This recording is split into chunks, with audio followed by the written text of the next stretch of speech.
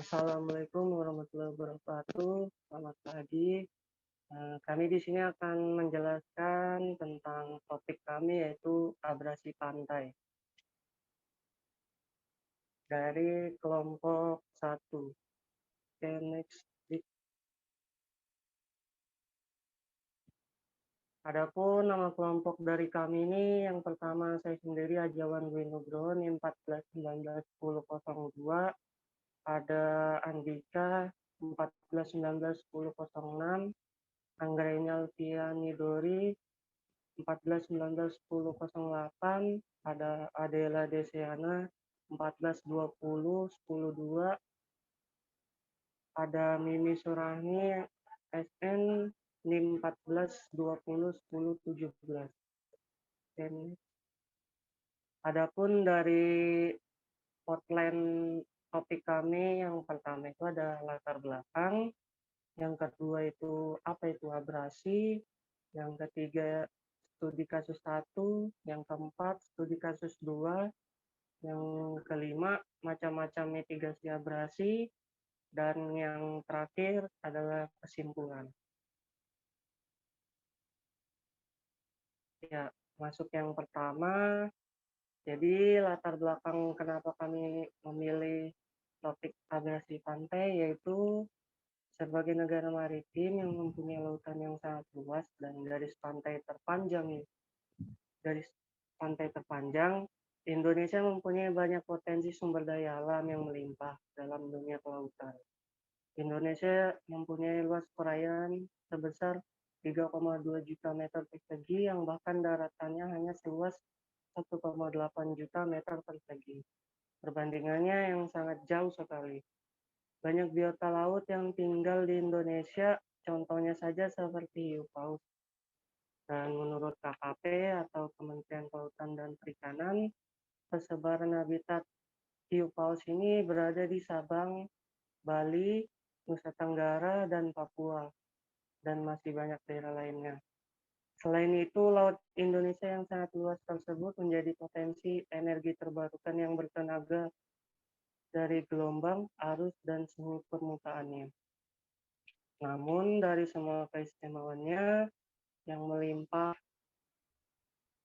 melimpahnya sumber daya yang dapat dikelola, ada ancaman yang mengintai Indonesia di masa depan, yaitu perubahan iklim dunia. Ini menurut laporan dari IPCC atau Organisasi Iklim Dunia pada tahun 2021 melaporkan suhu permukaan bumi mengalami kenaikan sebanyak 1,1 derajat Celcius sejak abad ke-19. Hal ini bisa menjadi darurat kebencanaan karena perubahan iklim sendiri akan mengubah tinggi permukaan laut dunia. Salah satu bencana yang akan ditimbulkan seperti abrasi pantai yang kami bawakan saat ini, yang mungkin kedepannya kian masif akibat perubahan iklim ini. Bencana abrasi pantai ini dapat berdampak buruk jika terus dibiarkan tanpa ditanggulangi, karena salah satu dampaknya adalah dapat merusak fasilitas yang langsung berbatasan dengan laut lepas. Kita masuk ke pengertiannya abrasi. Jadi, apa sih abrasi itu? Secara umum, abrasi adalah suatu proses alam berupa pengikisan tanah pada daerah pesisir pantai yang diakibatkan oleh ombak dan arus laut yang sifatnya merusak, terkadang juga disebut dengan erosi pantai. Salah satu kerusakan garis pantai ini dapat dipicu karena terganggunya keseimbangan alam di daerah pantai tersebut. Akan tetapi, meskipun pada umumnya abrasi diakibatkan oleh gejala alam, namun cukup banyak perilaku manusia yang juga ikut menjadi penyebab abrasi pantai. Jadi, sederhananya adalah pengertian abrasi ini pengikisan di daerah pantai akibat gelombang dan arus laut yang sifatnya destruktif atau merusak. Karena adanya pengikisan tersebut sehingga menyebabkan berkurangnya daerah pantai di mana wilayah yang paling dekat dengan air laut menjadi sasaran pengikisan. Oleh karenanya, apabila dibiarkan abrasi akan terus mengikis bagian pantai dan air laut bisa membanjiri daerah di sekitar pantai tersebut. Ya, selain dari pengertian umumnya, ada juga pengertian dari beberapa ahli yang kami rangkum menjadi tiga orang, yaitu Aditya Febriansyah, proses pengikisan tanah di pesisir pantai yang disebabkan oleh hantaman gelombang air laut, air sungai, gletser, atau angin yang ada di sekitarnya. Yang kedua, ada dari Kamus Besar Bahasa Indonesia atau KBBI, abrasi adalah proses pengikisan batuan oleh angin, air, atau es yang mengandung bahan yang sifatnya merusak. Dan ada juga dari Peraturan Undang-Undang Nomor 24 Tahun 2007, abrasi adalah proses pengikisan pesisir pantai yang diakibatkan oleh gelombang dan air laut dan arus laut yang merusak, di mana pemicunya adalah keseimbangan alam yang terganggu di daerah tersebut. Oke, kita masuk ke penyebab abrasi. Jadi penyebab abrasi ini ada dua, yaitu dari faktor alam dan faktor manusia. Yang pertama, dari faktor alam. Faktor alam yang dapat menyebabkan terjadinya abrasi antara lain seperti pasang surut air laut, angin di atas lautan, gelombang laut, serta arus laut yang sifatnya merusak. Tentunya faktor alam yang menyebabkan abrasi ini tidak dapat dihindari karena laut memiliki siklusnya tersendiri. Karena pada suatu periode tertentu, angin akan bertiup sangat kencang sehingga menghasilkan gelombang dan arus laut yang besar pula, yang dapat menyebabkan pengikisan pantai. Yang kedua ada dari faktor manusia. Ada beberapa perilaku manusia yang ikut menjadi penyebabnya terjadinya abrasi pantai. Salah satunya adanya keseimbangan ekonomi ekosistem laut di mana terjadi eksploitasi besar-besaran yang dilakukan oleh manusia terhadap kekayaan sumber daya laut seperti ikan, terumbu karang, dan biota lainnya. Sehingga apabila terjadi arus gelombang besar, maka akan langsung mengarah ke pantai yang dapat menimbulkan abrasi.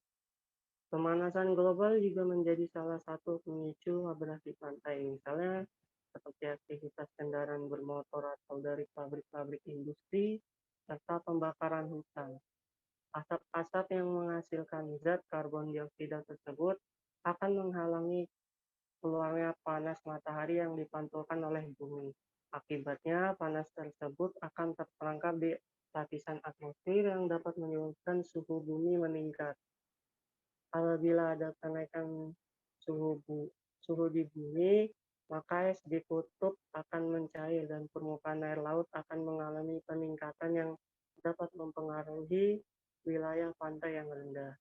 Kegiatan penambangan pasir yang dilakukan oleh manusia secara besar-besaran juga menjadi faktor penyebab abrasi pantai. Hal itu berpengaruh secara langsung terhadap tekanan arah air laut saat mengancam daerah pantai. Karena jika tidak membawa pasir, maka kekuatan untuk mengancam pantai semakin besar. Oke, selanjutnya akan dibawakan oleh Anggraini. Persilakan.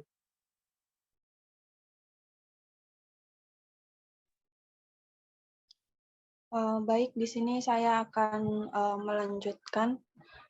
Jadi, adapun dampak abrasi pantai adalah sebagai berikut. Yang pertama, penyusutan garis pantai sehingga lahan daratan utama semakin berkurang dan membahayakan masyarakat pesisir yang tinggal di pinggiran pantai. Yang kedua, berkurangnya sumber daya ikan dan plasma nutfah karena rusaknya hutan bakau. Dan yang terakhir, merusak hutan bakau di sepanjang pesisir pantai sehingga memperbesar resiko bencana. Next.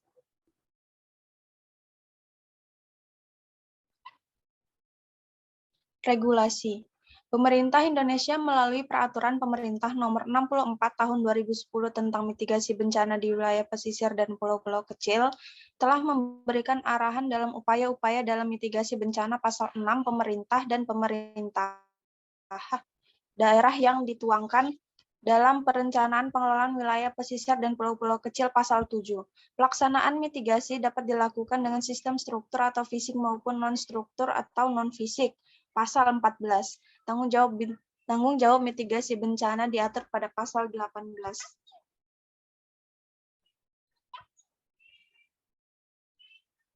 Adapun studi kasus yang pertama yaitu next.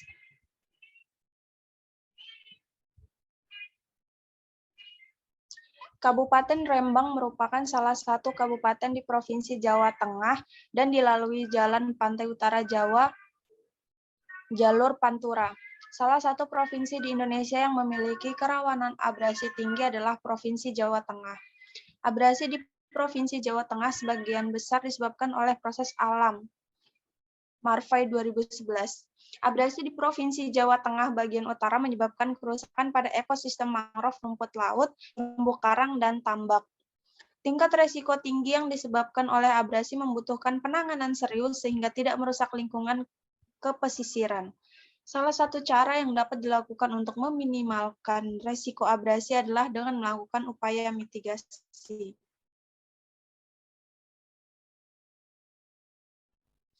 Mitigasi struktural. Next. Penahan abrasi dengan batu kapur. Upaya mitigasi struktural yang dilakukan adalah dengan menyusun batuan kapur di pesisir Rembang. Batuan kapur ini ditata di Pelabuhan Perikanan Pantai Tasik Agung, Kecamatan Rembang. Batuan kapur yang dipilih karena mudah ditemukan di sekitar Kabupaten Rembang. Bentuk mitigasi struktural dengan batu kapur dapat dilihat pada gambar 2 di bawah ini. Next. Penahan abrasi dengan batu andesit. Strategi mitigasi dengan penataan batu andesit di Kabupaten Rembang kebanyakan dilakukan pada kawasan pantai yang memiliki tipologi pantai berpasir. Upaya mitigasi dengan batuan andesit cenderung jarang digunakan di Kabupaten Rembang karena material berupa batuan andesit sulit diperoleh di Kabupaten Rembang. Contoh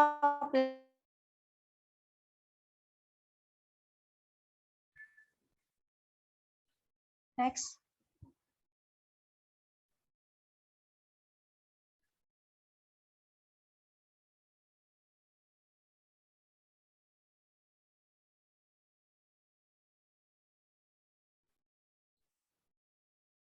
Penahan abrasi model kubus. Penahan pantai model kubus biasanya diletakkan agar menjorok ke arah laut dengan tujuan untuk memecah ombak yang akan menghantam kawasan pesisir. Bentuk mitigasi bangunan pantai model kubus dapat ditemukan pada pelabuhan-pelabuhan ikan yang berukuran relatif kecil di Kabupaten Rembang. Penahan abrasi dengan bangunan model kubus membutuhkan biaya yang besar dalam pembuatannya. Beton cor berbentuk kubus dibentuk dengan pasir dan semen dengan jumlah yang besar. Kuantitas bangunan pantai model kubus membutuhkan jumlah banyak karena biasanya diletakkan pada lepas pantai pada kedalaman 1 hingga 3 meter. Bentuk mitigasi struktural dengan bangunan pantai model kubus dapat dilihat pada gambar 4 yang di bawah ini. Selanjutnya akan dilanjutkan oleh rekan saya.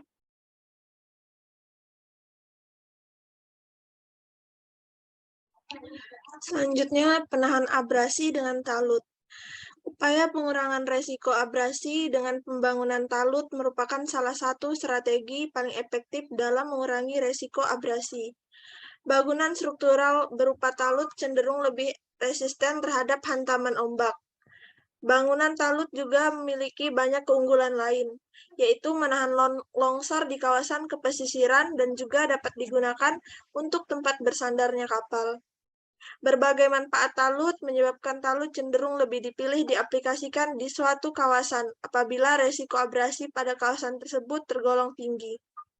Kekurangan dalam aplikasi talut adalah biaya yang dibutuhkan cukup besar.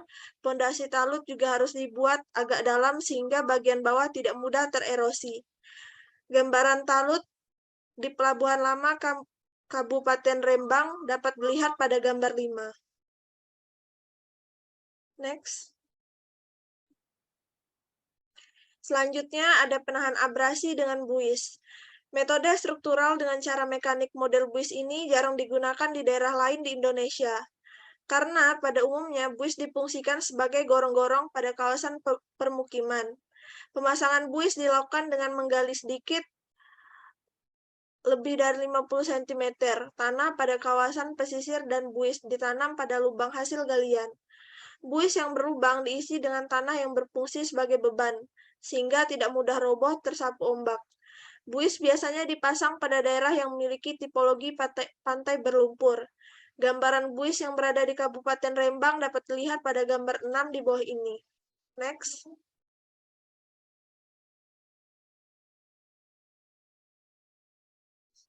Selanjutnya ada metode vegetatif.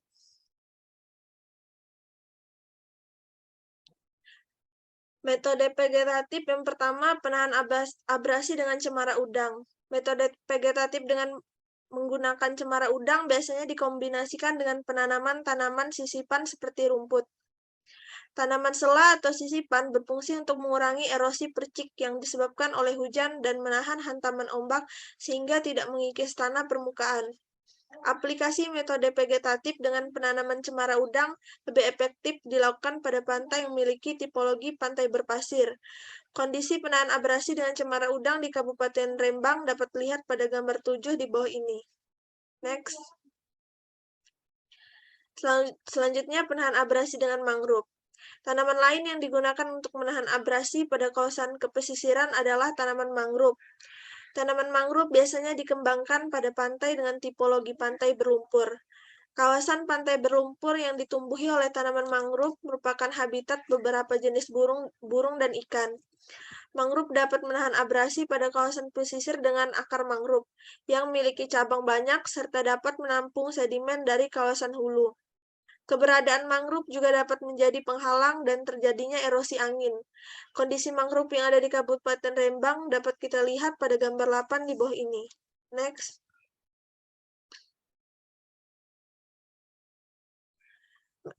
Berikutnya yaitu metode campuran.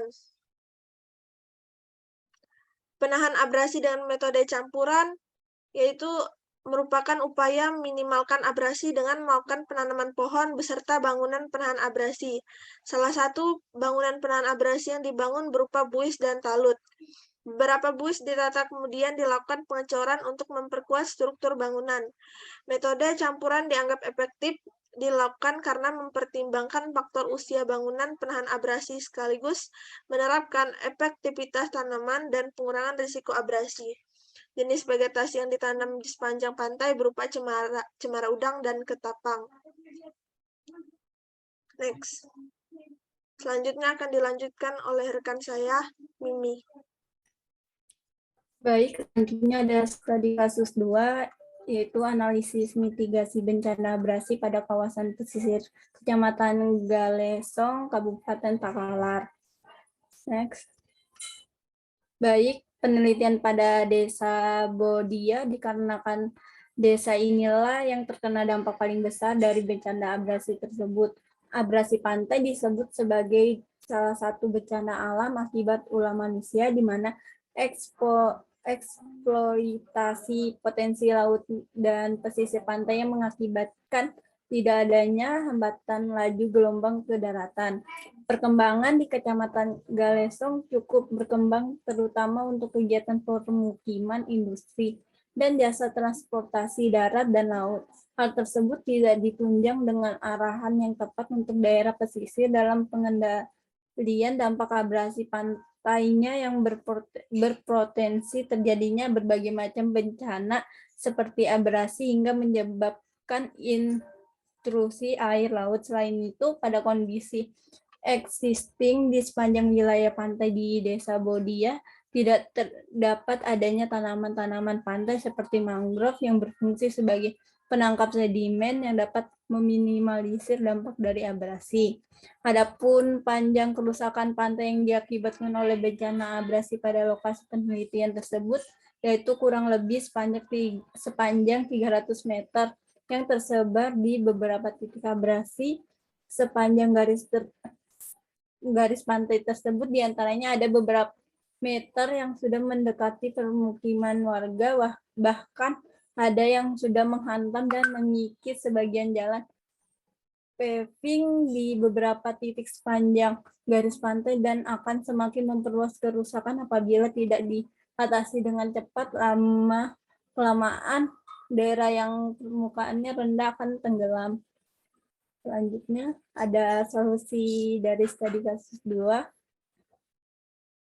Adapun bentuk mitigasi yang dapat dilakukan sebagai upaya penanganan bencana abrasi di pesisir pantai lokasi penelitian Desa Bodia yang sesuai dengan karakteristik pantai serta bentuk permasalahan adalah sebagai berikut. Yang pertama ada pembuatan revetment atau pelindung tebing pantai. Revetment merupakan struktur pelindung pantai yang dibuat sejajar pantai dan biasanya memiliki permukaan miring. Strukturnya biasa terdiri dari beton, timbunan batu, karung pasir, dan beronjong atau gabion. Karena permukaannya terdiri dari timbunan batu atau blok beton dengan rongga-rongga di antaranya, maka revetment lebih efektif untuk meredam energi gelombang. Ada beberapa tipe revetment seperti riprap atau batuan yang dicetak dalam bentuk seragam, beton dan batu alam atau blok beton. Untuk lebih jelasnya mengenai bentuk atau ilustrasi dari revetment tersebut adalah sebagai berikut. Gambar 1, ilustrasi bentuk penerapan konsep revetment. Next. Pembuatan seawall atau tembok laut. Seawall atau dinding hampir serupa dengan revetment, yaitu dibuat sejajar pantai, tapi seawall memiliki dinding relatif tegak atau lekung. Seawall pada umumnya dibuat dari konstruksi padat seperti beton, turap baja, atau kayu pasangan batu atau pipa beton, sehingga seawall tidak meredam energi gelombang, tetapi gelombang yang memukul permukaan seawall akan dipantulkan kembali dan menyebabkan gerusan pada bagian tumitnya. Untuk lebih jelasnya mengenai bentuk atau ilustrasi dari seawall tersebut adalah sebagai berikut. Gambar 2, ilustrasi bentuk penerapan konsep seawall. Next. Yang ketiga ada pembuatan bangunan pemecah gelombang atau talut. Pemecah gelombang sejajar pantai dibuat terpisah ke arah lepas pantai, tapi masih di dalam zona gelombang pecah atau breaking zone. Bagian sisi luar pemecah gelombang memberikan pelindung dengan meredam energi gelombang sehingga gelombang dan arus di belakangnya dapat dikurangi. Pantai di belakang struktur akan stabil dan terbentuknya endapan sedimen. Pencegahan abrasi dengan membangun pemecah gelombang buatan di sekitar pantai dan maksud untuk mengurangi abrasi yang terjadi tanpa dibarengi dengan usaha konservasi ekosistem pantai seperti penanaman bakau atau konservasi terumbu karang. Berikut ilustrasi gambar 3, bentuk penerapan konsep talut. Selanjutnya, pelarangan aktivitas penambangan pasir. Regulasi yang demikian sangat berperan penting dalam upaya mengurangi abrasi pantai. Jika persediaan pasir di laut tetap dalam kategori cukup air pasang, gelombang dan atau arus tidak akan banyak menyentuh garis pantai sehingga abrasi bisa dihindarkan karena penyebab utamanya dihalangi untuk menyetuk sasaran. Baik, selanjutnya akan dibawakan oleh rekan saya, Kak Andika. Baik, akan saya lanjutkan kesimpulan studi kasus 1. Mitigasi struktural yang digunakan berupa teknik mekanik dan vegetatif. Teknik mekanik yang digunakan berupa penahan abrasi dengan batu kapur, penahan abrasi dengan batu adesit, talut, buwis, karung pasir, dan bangunan pantai model kubus. Metode vegetatif yang digunakan berupa penanaman cemara udang dan mangrove. Mitigasi bencana abrasi menggunakan metode struktural, mempertimbangkan tipografi pantai dan kondisi sosial ekonomi masyarakat. Kemudian beberapa wilayah tertentu lebih efektif apabila menggunakan metode campuran. Akan tetapi di beberapa wilayah lainnya dapat menggunakan salah satu metode saja dalam upaya pengurangan risiko abrasi. Kondisi sosial ekonomi masyarakat juga menjadi salah satu penentu dalam upaya mitigasi bencana abrasi. Sosial ekonomi masyarakat yang tinggi akan menerapkan pengurangan risiko abrasi dengan biaya yang tinggi, seperti menerapkan talut sebagai upaya mitigasi bencana. Masyarakat dengan tingkat sosial ekonomi yang rendah akan menerapkan upaya pengurangan risiko abrasi dengan penekanan biaya seringan mungkin, yakni menggunakan media penumpukan karung berisi pasir. Kemudian kesimpulan dari studi kasus kedua antara lain, faktor-faktor yang mempengaruhi terjadinya abrasi di Desa Bodia adalah meliputi faktor ketersediaan vegetasi di pesisir pantai, faktor kemiringan lahan yang datar, faktor jenis tanah yang memiliki struktur lumpur atau lempungan, faktor geologi yang mudah terkikis oleh gelombang air laut, faktor tipe pantai yang berpasir dan tidak memiliki terumbu karang. Kemudian faktor pasang surut air laut yang dapat menghasilkan gelombang, faktor gelombang laut yang cukup besar, serta faktor aktivitas penambangan pasir yang telah merubah kondisi bentuk kedalaman laut. Kemudian bentuk upaya mitigasi yang dapat dilakukan untuk mencegah serta meminimalisir dampak dari bencana abrasi yang terjadi di lokasi penelitian Desa Bodia adalah berupa pembuatan revetment atau pelindung tebing pantai, pembuatan seawall atau tembok laut, serta pembuatan pemecah gelombang atau talut dan pelarangan aktivitas penambangan pasir pantai. Oke, baik, sekian dari presentasi kelompok 1. Sekian kurang lebihnya, mohon maaf. Terima kasih. Wassalamualaikum warahmatullahi wabarakatuh.